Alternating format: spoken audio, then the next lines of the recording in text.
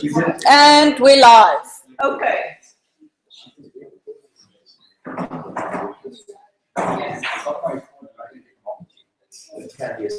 Really?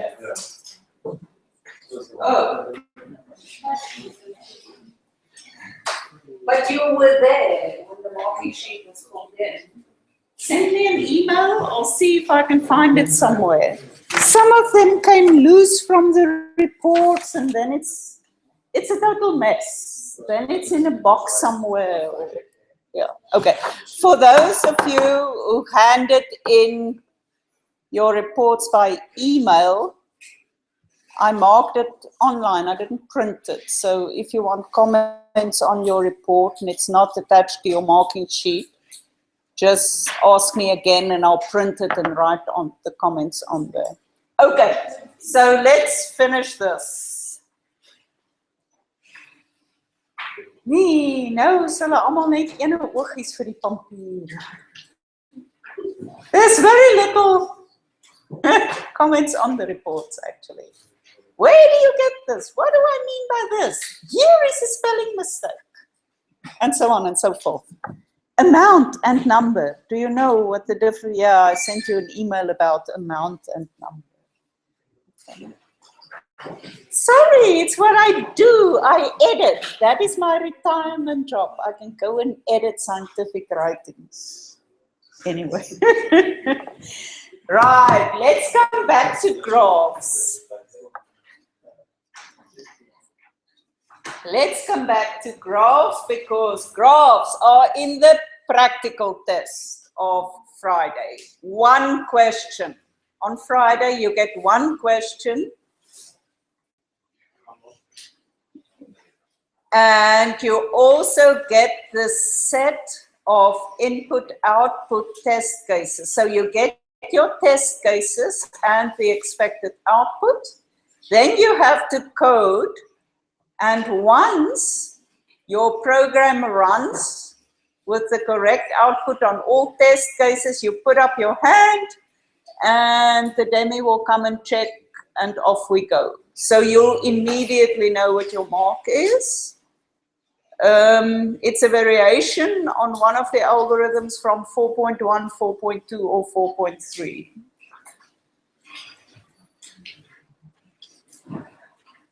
The maximum time, if I remember correctly, is 90 minutes, 1.5 hours. And really that is just to allow the demi to get to everyone because it should not take that long. I guess it should take you half an hour. Guessing. It's far too easy. I sort of had this reaction because last year's practice were too difficult, so now I made it too easy. Lodewijk did not use the book and did not use the libraries from the book, but then it took him a day to implement.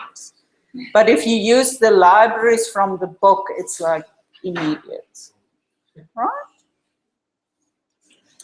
If you know how the algorithm works, of course. If you don't, then you might just mess it all up. So let's look at the algorithms. Where are we now? We looked at undirected graphs, and the issue there was, how do I search through a graph? And we did a DFS, I'm not going to say it, a DFS and a BFS, depth first and breadth first, search. Right? And then that was the two most important algorithms there. And then we changed to directed. And the only interesting thing that came out of the directed was that, yeah, those searches still work, but we can use depth first search to actually do something called a topological sort, which is very useful for scheduling. Have we found out whether breadth first will work for topological sort? No? Cool. Okay. Then we came to the following thing. We said there are very many interesting optimization problems. So what we can do with a graph is we can put weights, gewichte, on the edges of the graph. Then we get an edge-weighted graph. Incidentally, we can also put probabilities on there. Then my weights are between 0 and 1, right? Okay, so then we get an edge-weighted graph. For this specific case, we are only looking at the undirected case, but it's very easy to generalize to directed graphs. A slight variant of the algorithm will give me, this works on directed graphs as well. And what we want with the edge-weighted graph is I want to know how can I visit all the nodes in the graph so that if I add up those weights, I get a minimum. Right? If I can do that, that means I've solved some application where I needed to optimize. I reached a minimum. You can, of course, do the same for maximum, right? Okay. So what we're going to do, what we're interested in, is if I know how to find a so-called minimum spanning tree, MST, for an edge-weighted graph, that means that I've visited all the nodes once in a minimal way, because the sum of the weights of the edges is the minimum that is possible for this graph. Bang! Problem. What if some edges have duplicate weights? For this specific algorithm, we're going to say that the weights are unique. If the weights are not unique, you may have more than one minimum spanning tree. You may have more than one minimum spanning tree for a given graph. If the weights are unique, there is a unique minimum spanning tree for the graph. Does that make sense? Yeah? Okay. Right. So the other thing that we are going to assume, that the graph is connected. If I don't have a connected graph, I just run the algorithm on each component. So it's no big deal. It's just less ifs in my code. So let's just assume this graph is connected to make life easier, right? The one thing you have to note is one tends to look at such a graph with weights on its edges as distances. Don't let the picture, don't let the visualization fool you. I can have a weight of 9 there and a weight of 1 there on the long edge. Okay, it's not like a map. It's not like if I'm in Stellenbosch and I'm 450 kilometers away from Beaufort West and 40 from Cape Town, that the two edges must be nearer to each other, right? Okay, so we can draw it any bloody which way we want. Don't get fooled by the visualization. One tends to do that. Note, edge weights may be 0 or negative, which is different from a road map. One tends not to have negative distances. So that would have been cool. What is that? Instant transportation. They're traveling back in time or something. I don't know what. The algorithms work. My examples that I show you all have positive weights, but the algorithms work even if the weights are 0 or negative. Okay? But the important thing is we are going to assume that the edge weights are different. The algorithm will still work on non-unique weights, but then you don't get a unique minimum spanning tree, so it's very difficult to draw the picture in the book. Okay. Right. The implementation has some theoretical basis, which I quite like. So the principle of the that we are going to concentrate on when we look at the algorithm, if we want to understand the algorithms. If we want to understand the algorithms, there are two things that you have to keep in mind, and then it makes more sense. Firstly, if I have a tree, now this is a picture of a graph. The black lines make a tree within the graph. Yes? The black lines make the tree. If you, any two nodes in a tree, you get a cycle and it becomes a graph, not a tree, right? Because trees don't have cycles. And if you want to think about this, think about the good old binary search tree or something, and just think.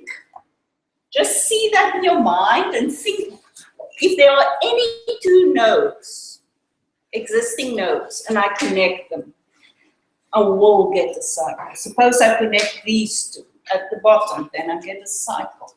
Suppose I connect these two, well, then I have a cycle. So if you have a tree, yes, and you connect two of the nodes with another edge, you get a cycle. And we will base the algorithms that we're going to use for the minimum spanning tree. We are going to say that we add edges only if it does not create a cycle, because we want to build a tree. Right? So some of our edges will be ineligible in our algorithms, and those are the edges that would remove the tree property. Okay? Removing an edge from a tree breaks it into two separate subtrees. Now look at this tree, right? Just the black, not the red. So over here is the black one again.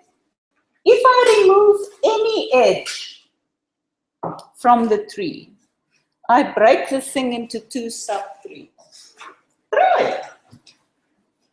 If I remove that edge, oops-a-daisy, this is now not connected to. If I were to remove that edge, well, then I would get this part and that part. Right? So these two properties, if I add an edge that connects two vertices in a tree, I get a cycle. It's not a tree anymore. And the other one, I remove an edge from a tree, it breaks it into two separate components. Right. And this property is also as the cut property. So we're going to keep on talking about cuts. And this is the formal definition of a cut. A cut of a graph is a partition of the vertices into two non-empty disjoint sets.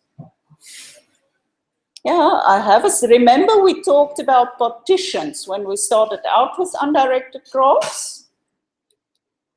And so a cut is a partition.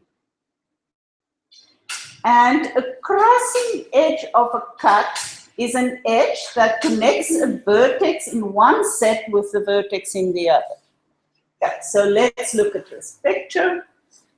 Here is my original tree with the black lines, the thick black lines. If I remove that edge, I am cutting my tree into two disjoint sets, this one and that one. And this edge over here is a crossing edge. Yes, because it connects a node in this partition to a node in this partition, to one of the nodes. Okay. Beautiful. Proposition J, Miss Kutsia, mark it. You have to know this for the test. Given any cut in an edge-weighted graph, the crossing edge of minimum weight is in the minimum spanning tree. Now let's think about that for a second. I'm saying if I have a minimum spanning tree, this black book, the one with the black lines, that's a minimum spanning tree, I'm telling you. Now, if you give me a cut of the minimum spanning tree, there I'm cutting it, that gray line, yes? So I get the partition. If you give me a cut, this thing becomes a crossing edge. And proposition J says that the edge of minimum weight is in the minimum spanning tree. The minimum spanning tree are those edges that connect the nodes so that the sum of the weights are is a minimum across the whole graph. So let's consider this. Suppose I have my example graph and I know that I have a cut over here, right? And E is the crossing edge of minimum weight. So I have my MST and I know that E is my crossing edge of minimum weight. Remember that the weights are unique, right? So there must be a minimum one. Right. So by contradiction, if edge E, which is the crossing edge of minimum weight, is not in my minimum spanning tree, yes, then I look at the graph. If I add E to the minimum spanning tree. Remember, it wasn't in the minimum spanning tree, now I add. But that means I'm creating a cycle. Yes, because E wasn't there. Yes, so I must have had one of the other edges, one of the other red edges must have been there. So then I'm creating a cycle, and that cycle contains E. That cycle must also contain at least one other crossing edge. Can be any of these red ones. Say it's F. But F must have a higher weight than E. Yes, because E is the minimum weight. Okay. And therefore, we can get a spanning tree of strictly lower weight if we delete F and put in E. And there you go. Yes. Good. We are going to do 3 algorithms to create minimum spanning trees. Prim's lazy algorithm, Prim's eager algorithm, and Kruskal's algorithm. Okay. All of them follow the same idea, the fact that I can make a cut and add edges of minimum weight. Okay? So they just have slight variations. And the idea is basically that. I have a graph. I start somewhere. I make a cut.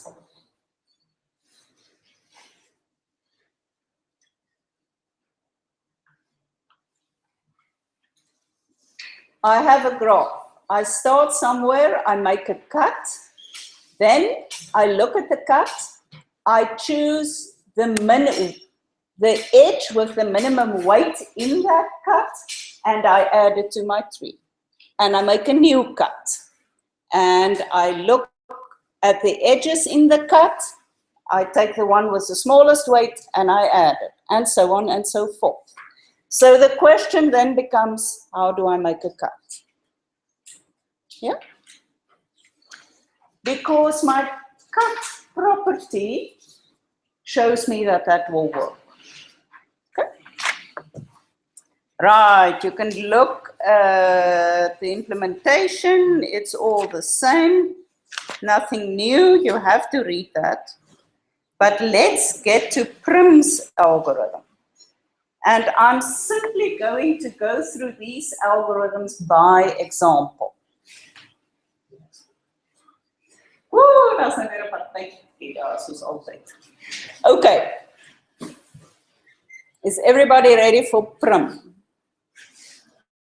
Yeah? Where do I start? Doesn't matter.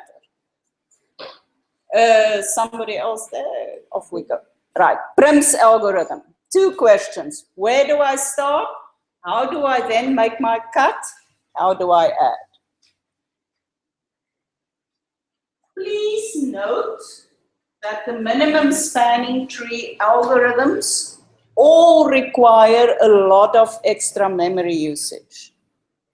We are going to keep a lot of extra data structures with the basic information about the graph. Okay? And that enables us to create a faster algorithm. Okay? So I have a graph. Where do I start? Simply because I like 0, I'm going to start at node 0. You don't have to start at node 0. You can start anywhere. The algorithm will still work because this is simply a graph. Yes? And I'm starting at node 0 because in my adjacency list, that happens to be the first node. But you don't have to see this. My adjacency list, node 0 happens to be the first node. You don't need to start at 0. It's just convenient. Okay? So in this graph, I'm going to start at node 0. Now I'm going to make my cut. My cut is simply everything that is my current node is in my partition. So I make 2 partitions, the white nodes versus the gray nodes. You see the 2 partitions? So which are the edges that I cut? Well, everything that connects my white node 0 to any other gray node will be cut. So I'm cutting 4, 0, 7, 0, 2, 0, and 6, 0. Yes? So then I've cut it. I have 2 different partitions. The one contains node 0, the other partition contains the rest. So what do I want now? I want to find the crossing edge between my white partition and my gray partition so that that crossing edge has the minimum weight. It's trivial. You see that? It's absolutely trivial. There I have my nodes that form the cut. 0, 7, 0, 2, 0, 4, and 6, 0. It was just read in like this, doesn't matter. And if I order these edges in terms of their weights, it is immediately obvious that 0, 7 is the crossing edge with the minimum weight. Does that make sense? Aha. Note that I need a data structure to store this information. So what the book suggests that we do is we store the edges of the cut in a priority queue. Why would we want to do that? Because as you should remember from chapter 1, 2, somewhere there at the back, a priority queue is very efficient if we want to delete the minimum. So there's a very efficient operation to actually delete the minimum from a priority queue. Okay? So we use a priority queue here And then it's easy to delete the minimum. Yes, irrespective of how these things are put into the queue. Right?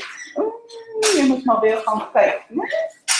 Okay, so there we are. What do we have now? The moment I identify the crossing edge of minimum weight, I color it dark black, black, thick black, a thick black line. Okay, there we go.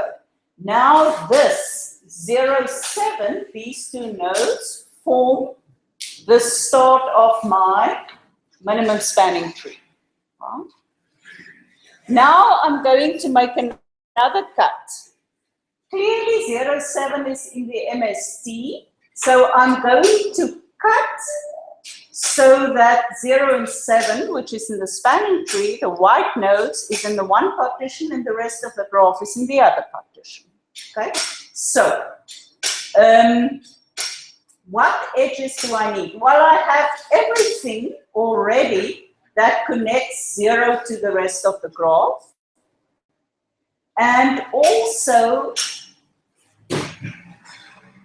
no, sorry, not also. I have everything that connects 0 to the rest of the graph I already have in my priority queue. Yeah. So all I need to add is everything that connects 7 to the rest of the graph. Okay, and I put that in my priority queue. These are 1, 7, 5, 7, 2, 7, and 4, 7. Please note that 0, 7 is not in the priority queue. Why not? When I found it as the crossing edge of minimum weight, I delete it from the priority queue. Clearly, you don't want to take that into account. It's been found, it's there. Okay, so this is my new priority queue. Since this is ordered in terms, well, visually ordered here in terms of weights, 1, 7 is the least of them, so that becomes my new crossing edge. I repeat this. This is looking very easy. Let's just bite fast for a oomblik. How do you translate that into English? Just keep calm and watch. Things do become more interesting.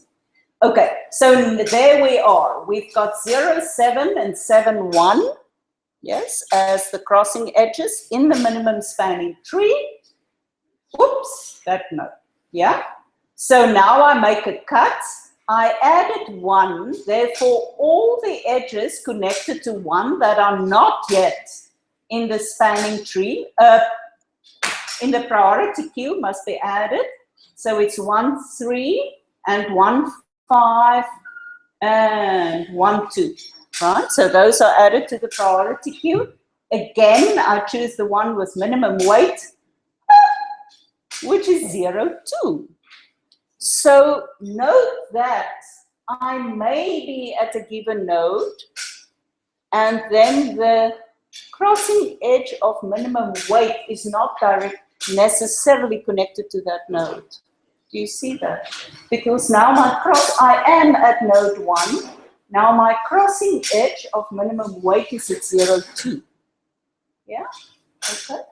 Because I keep my partitions that I previously had. So all my crossing edges are still there in the priority queue. So I can, in principle, jump to a different node. I don't follow the edge, as it were, which is one's intuition. Okay, so 0, 2 is added, yes. Then I have to add everything from 2 onwards, which is 2 and 3 and 2 and 6. And please note something that happens here, which comes from property. Oh, yes, waar is it now? There. Which comes from the first property. Adding an edge that connects 2 vertices in a tree creates a cycle. I can't do that. So when we get here, where we are adding 2 to the priority queue, yes, I did my jump there, which is interesting. But now some of these edges are blocked out. They are grayed out. Why is that? these two edges become ineligible to be chosen as edges in the minimum spanning tree because they would create a cycle. Yeah, meneer Uys. How would you check that it creates a cycle that it's ineligible? Good question. Can you see? Whom of you can see the answer to that one? Because that sounds a bit expensive to keep track of what would create a cycle. Incidentally, if you look at graph theory, it's very expensive to find cycles in a graph. Yes? I don't know if you can maybe use Union find? if they're both in the same set. You need to the same set. That is a possibility. There's a slightly easier possibility. So if we check, if you're not adding, try and add it. So if we try and add, say, 270 again, leave the old 27, so it can't be an option to be removed. That's one of the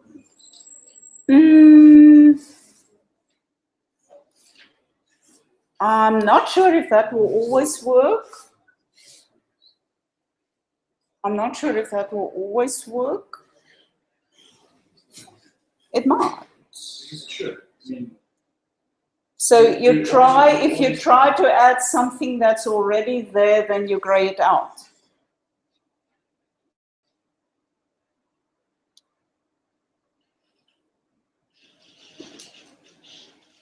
Now, how can something already be there? I think it might work. I'm not convinced that it will always work. I have to think about that. But what is true is that I cannot have an edge that connects two nodes that are already in the tree. So you could also use that old trick of marking the edges of the tree as you carry on. But send me an email. Let me double check that and see if I can find a counter example. Yeah, okay. Right, so edges become ineligible. What are the edges that may become ineligible? Those that would create a cycle. The edges that would create a cycle are edges that connect two vertices that are already in the tree. The book says simply look at which edges are marked. I can't connect them, but there might be an easier way. So I'll think about the alternative solution as well. Okay. And then, as you carry on, you will see that more and more nodes, edges become ineligible. Over here we had the first case, yes. And where are we now? 17023. Okay. What is my minimum? Oh, wait. Now my minimum is 5.7. I add all the things that are connected to 5 because this is a new node. And that is 5.4 is the only one not connected yet.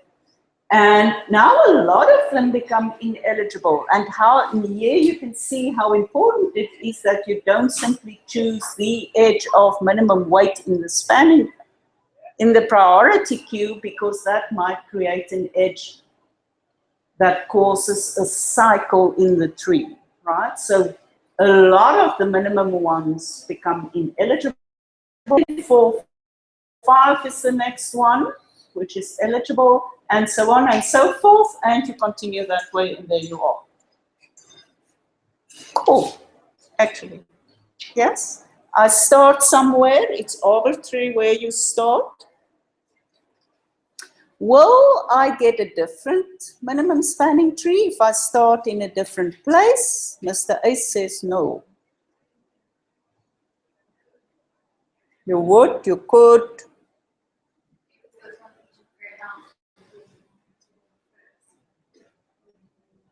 You have to think. You have to be very careful. If I don't have duplicate weights, I claim, but I may have just been having you on. I claimed that there's a unique minimum spanning tree for every graph. Was I correct or not? Is that dependent on where I start, Mr. Ace? It's only dependent on if all your edges have unique lengths.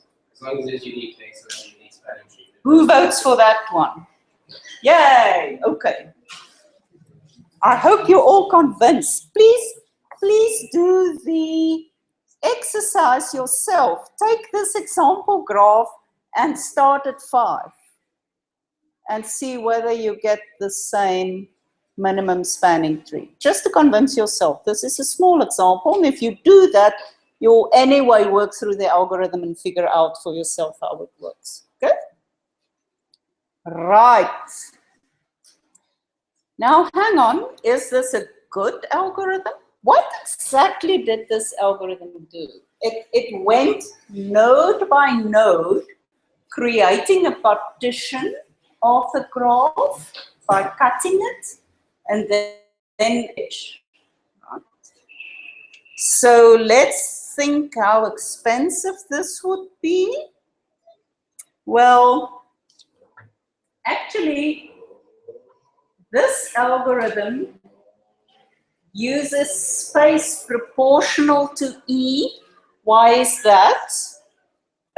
Well, if I ignore my graph for the moment, I need that priority queue. And I can have each edge in the priority queue at most once. Some of them are marked as illegible. See, I've been marking. Some of you have horrific handwriting. Ineligible, onwettige, ongeldige edges. Okay? But I can put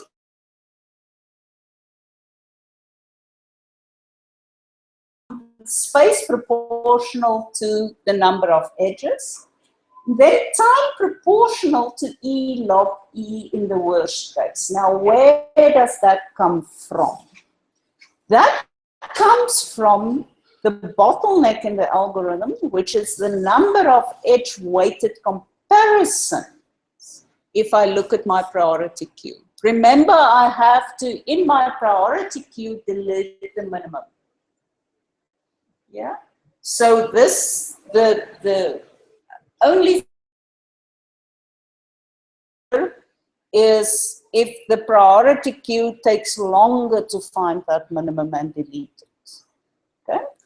So then we go back to the priority queue, and it's the cost of the insertion and deleting the minimum in the priority queue. Right? I'm not going to go back now to the priority queue. I have forgotten it because the more I memorize, the more I forget. The more I do, the more I remember. But anyway, we haven't implemented priority queues per se. So to double check these numbers, yes, the cost of an insertion and the cost to delete the minimum, yeah. But hey, wait. If that is the thing that it's